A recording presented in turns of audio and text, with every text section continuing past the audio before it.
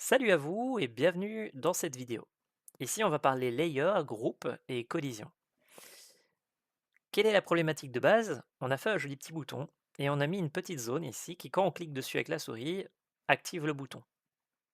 Ensuite, on a créé une deuxième zone qui, elle, quand on prend une sphère et qu'on l'approche tout près, dit le bouton active-toi, ce qui nous permet de faire de la réalité virtuelle. Donc, on a une zone pour débugger à la souris et une zone pour débugger à la réalité virtuelle. Mais du coup, celle de la réalité virtuelle détecte celle de la souris et active le bouton. Donc la question, c'est comment pourrait-on faire pour que la zone de la XR ne soit pas trigger par la zone du bouton? Et pour ça, dans le jeu vidéo, on a différentes techniques. Bon, la première, évidemment, la plus simple à implémenter, c'est les layers. Vous voyez que quand on a un objet 3D, la physique peut dire j'accepte de toucher un autre objet qui est dans mon jeu. Par exemple ici, vous voyez, la zone de mon bouton, elle est sur le layer A et elle accepte pour le moment aucun layer parce que j'ai désactivé le A ici. Maintenant, je vais dire je suis sur le layer A, mais je n'accepte les collisions qu'avec la zone 3 et 4. Vous voyez, on peut désactiver comme ça. Admettons, je la laisse sur le 9.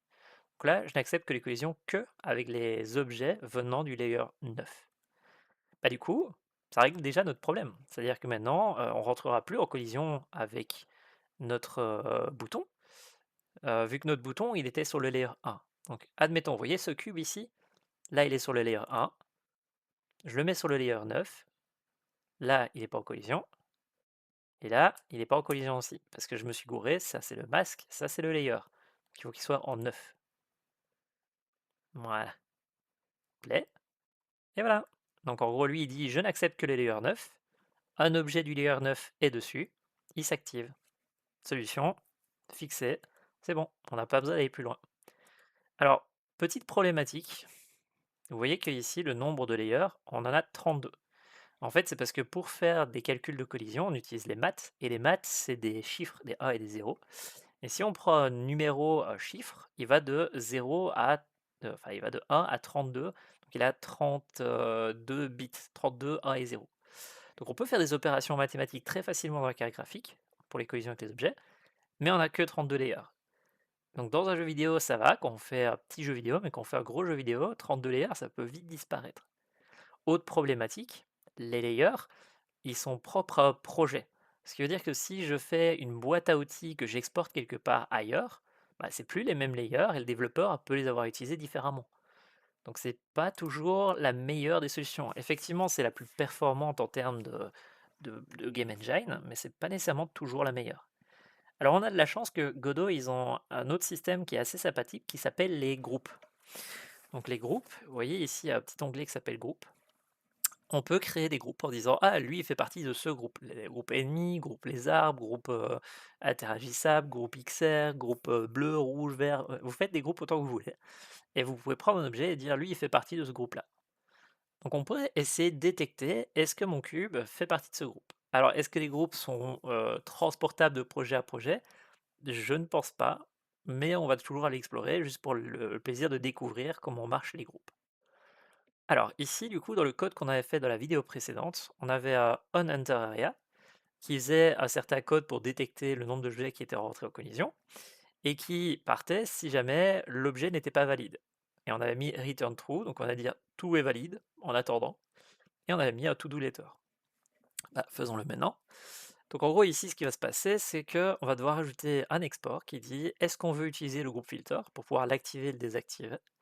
Et puis on va devoir mettre un autre export qui dit moi j'accepte de rentrer en collision avec ce groupe-là. On pourrait mettre un tableau, mais là pour l'exemple j'ai mis juste un seul groupe. Donc en gros, notre collision ne va accepter que des collisions si l'objet qui le touche fait partie de ce groupe-là. Donc ici on a mis Interactable Zone, mais c'est au game designer de choisir. Comment est-ce qu'on fait pour pouvoir checker ça? C'est assez simple au final. Donc en fait, on va dans le onValidate et on copie ce code-là, parce que j'avais préparé un code pour vous montrer, histoire de ne pas le taper en live. Et voilà.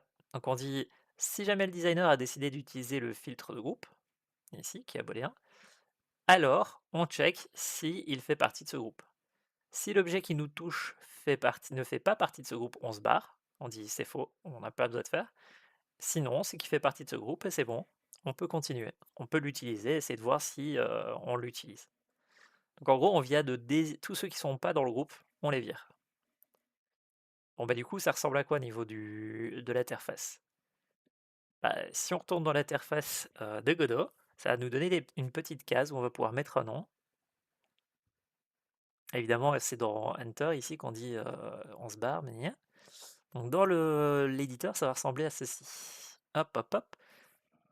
On a notre fameux petit bouton, on a la zone de collision, et maintenant dans la zone de collision, on a ce petit. Est-ce que t'es. Ah, voilà. On a notre script, microbit tatatata, qui dit s'il est actif, qui dit qui est-ce qui le touche, qui check tous les instants s'il n'y a pas des nuls à relever. Magnifique, donc ça c'est ce qu'on avait fait dans la vidéo précédente.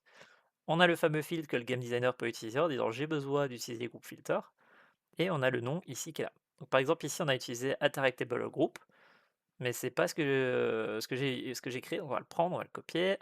Alors là je pourrais mettre A, B, C, D, ce qu'on veut évidemment. C'est le designer qui choisit. Prends ça, on sort de notre objet, on va dans la scène de démo, on clique sur notre Aria 3D ici qui est notre cube là-bas, on va dans le groupe, et là on lui dit tu fais partie de ce nouveau groupe. Voilà. Alors vous voyez que là quand je l'ai renommé, il a créé un nouveau et donc du coup il n'a pas validé, donc si je fais play, bah, il ne va pas rentrer en collision. Ah oui, parce qu'il ne fait pas partie du groupe. Je vais activer le groupe, et maintenant, tada, il rentre en collision. Donc ici, on n'a pas utilisé les layers, on a utilisé les groupes. Qu'est-ce que ça veut dire? Bah, ça veut dire que si vous aviez 10 000 objets qui rentraient en collision, ce serait pas une bonne idée du tout. Parce que les layers, le but c'est justement d'éviter qu'il y ait trop de collisions qui ne servent à rien. Mais là, dans notre cas, c'est pas non plus trop grave, ça va, ça passe. C'est juste pour interagir avec 2-3 éléments du menu, donc ça passe largement de ne pas utiliser les layers. Est-ce que les groupes peuvent être exportés? Pas vraiment. Je suis pas sûr qu'on puisse exporter de groupe en groupe. Du coup, moi, ce que j'ai comme technique pour faire des détections de collision qui fonctionnent de projet en projet avec mes add-ons, parce que le problème, c'est que j'ai pas envie de reconfigurer le projet à chaque fois que j'arrive dans un projet, c'est de vérifier que l'objet qui rentre en collision possède un certain script. Ça consomme un peu plus de ressources, mais bah voilà, c'est transportable de projet en projet. Comment est-ce que je fais ça? Bah, en gros, ici, je viens, je crée une petite méthode, find microbit source ici, donc je lui dis essaie de trouver ce script ici. Voilà, laissez-moi juste faire CTRL majuscule, CTRL majuscule I, je crois, je sais plus, pour enlever les trucs ici. CTRL I, je crois, non, CTRL majuscule I, ouais. Désolé.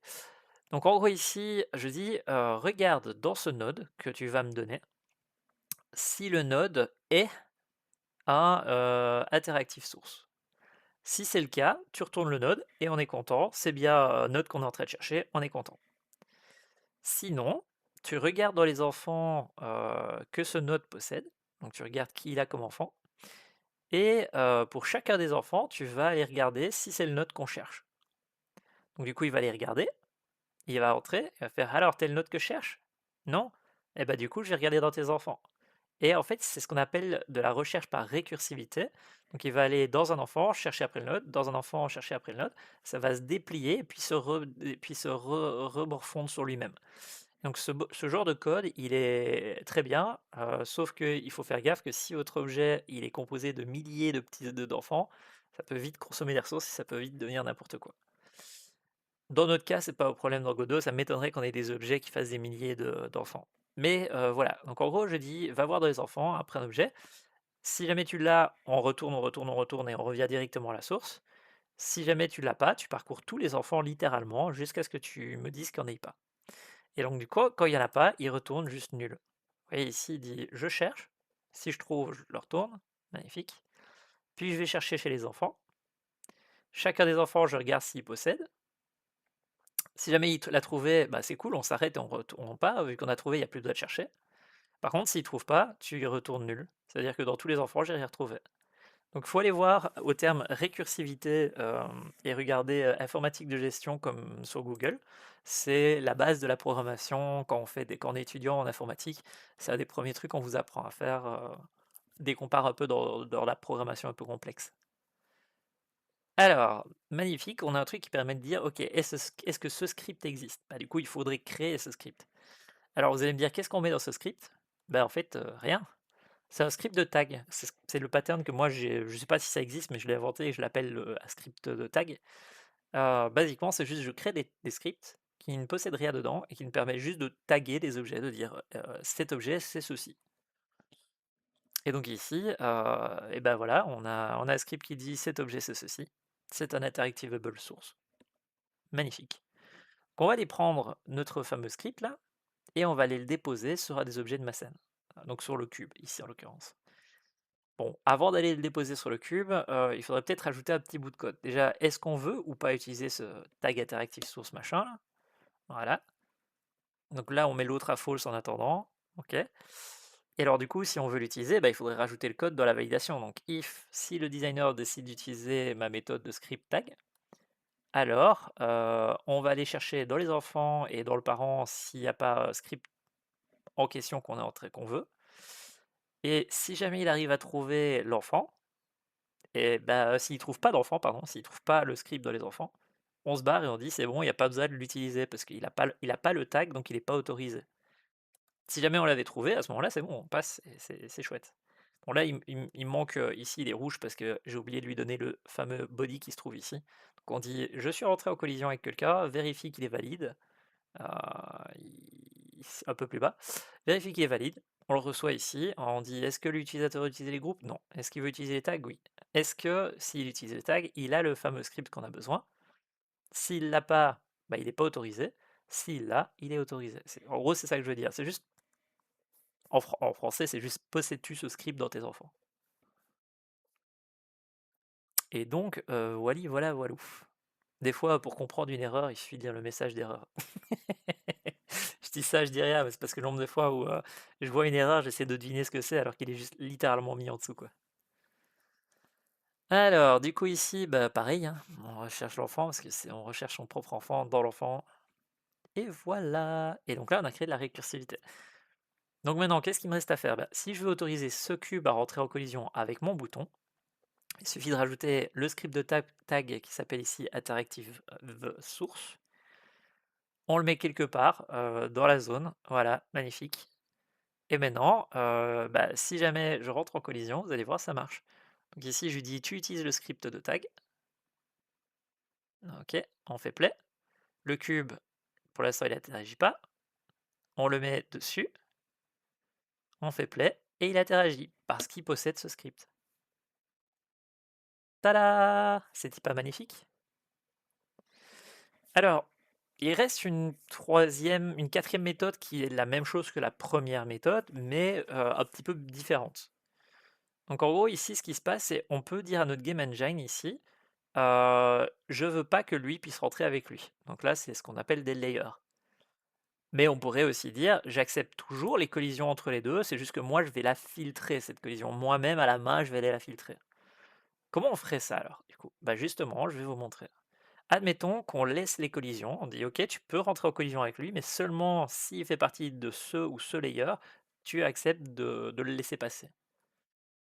Et bien ça ressemble à ceci. On va dans notre script, voilà. On rajoute un petit bout de code ici. Et ce qu'on va utiliser, c'est ce qu'on appelle des layer masks. Hop. J'ai essayé de passer plus loin, mais finalement, voilà. Donc on dit, si le game designer veut utiliser les layer masks, donc le fait de filtrer par les layers, alors on regarde et on demande, est-ce que le body, son collision layer, c'est-à-dire le fameux truc qu'on active et désactive tantôt, fait partie du layer mask que nous on autorise. Et ça, c'est un entier qu'on va mettre ici au-dessus. S'il ne fait pas partie du layer mask qu'on autorise, bah on se barre, il n'y a pas besoin d'aller plus loin, il n'est pas dans les trucs autorisés, on se barre. Donc ce layer mask, comment on le crée? On crée arrobas export, yop, comme ceci. Alors j'ai besoin de copier-coller parce que je ne le connais pas par cœur celui-là. Donc on va aller copier cette ligne-là, copier, voilà, on revient dessus et on le met dedans. Donc en gros ici on lui dit créer un export de type flag 3D physique. Son var, c'est un petit nom qu'on va l'appeler layer filter ici. Layer mask, ça vient d'Unity, hein, c'est parce que je ne sais pas si c'est la même chose dans Godot. en tout cas le nom, je veux dire. Et alors, c'est un entier. Et alors, vous voyez, on joue avec des bits, avec des 1 et des 0. Et donc, 0x, ça veut dire c'est du binaire en hexadécimal. Et ici, on a FFFFF pour dire c'est A partout. Donc, on accepte tous les layers par défaut. Donc, normalement, ici, on va pouvoir dire bah, si jamais le gars veut filtrer par layer et que l'objet, lui, son petit layer là-bas, il fait partie du layer là-bas, bah, c'est bon, tu peux passer, sinon tu t'arrêtes. Alors, ça veut dire quoi? Et ça veut dire fais une opération binaire entre ça et ça. Tu fais est-ce que ça et ça, donc est-ce que ça c'est A et ça c'est A? Non, ils ne sont pas tous les deux A, donc ça vaut 0. Est-ce que ça c'est A? Est-ce que ça c'est A? Non, du coup ça vaut 0. Donc il faut que les deux fassent A pour que ici ça donne A. En gros, c'est ça que ça veut dire. Donc en gros, je vais vous donner un exemple, je crois, parce que dans mes souvenirs, j'avais fait un petit commentaire avec justement le bon exemple. Et donc voilà, pour l'instant, ça ressemble à ça. Vous voyez que notre fameux script à nous, du fait qu'on a mis le arrobas physique 3D flag machin, et ben regardez, layer mask et on a des petites cases ici. Donc on va pouvoir par exemple désactiver toutes les cases.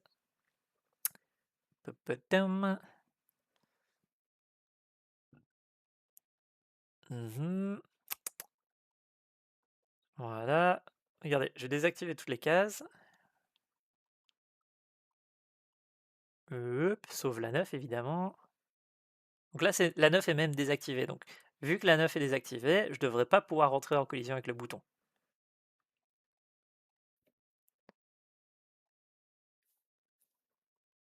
Hop.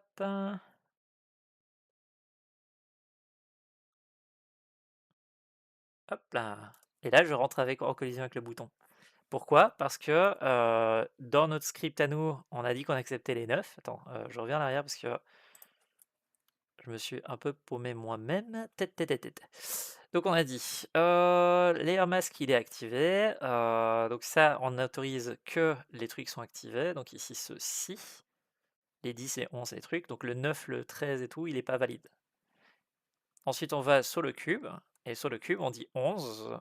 Donc c'est-à-dire qu'il sera valide, voilà. Parce que ici, j'ai dit jusque 9 on ignore, mais le 11 du coup il est valide. Parce que là je fais partie du 9, 10, 11. Donc je fais et partie du 9 et du 10 et du 11. Donc il fait au moins partie d'un de ceux-là, donc c'est bon. Regardez, hop là. Tada! Et donc du coup c'est valide. Par contre du coup, si j'avais changé ça, bah, j'aurais pu désactiver et dire je n'autorise pas cela. Alors, ici, on peut faire debug group pour essayer de cacher un petit peu tout ça, pour que ce soit un peu moins visible au game designer. Export group. Je dirais, les gars, c'est là où on filtre si vous avez besoin, hein. Voilà. On désactive le layer et le groupe par défaut, parce qu'à mon avis, c'est celui que le game designer va pas utiliser en premier.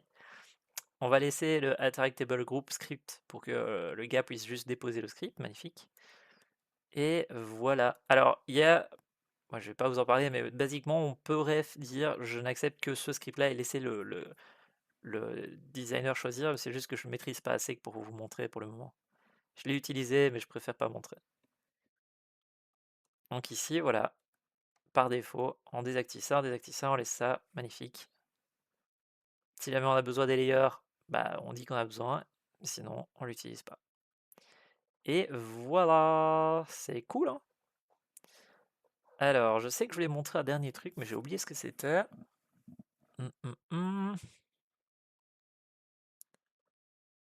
Or, ouais, ça on s'en fout.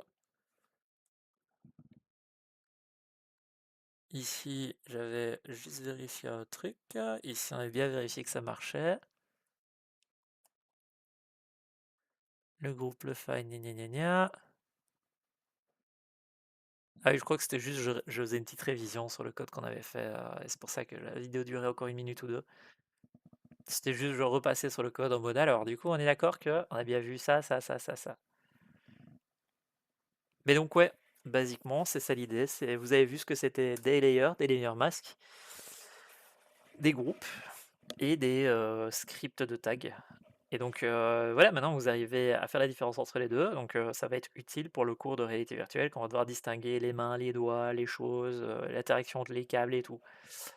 Sur ce, j'espère que vous avez appris un truc et à la prochaine vidéo, j'ai des petites surprises à vous présenter. À tout de suite.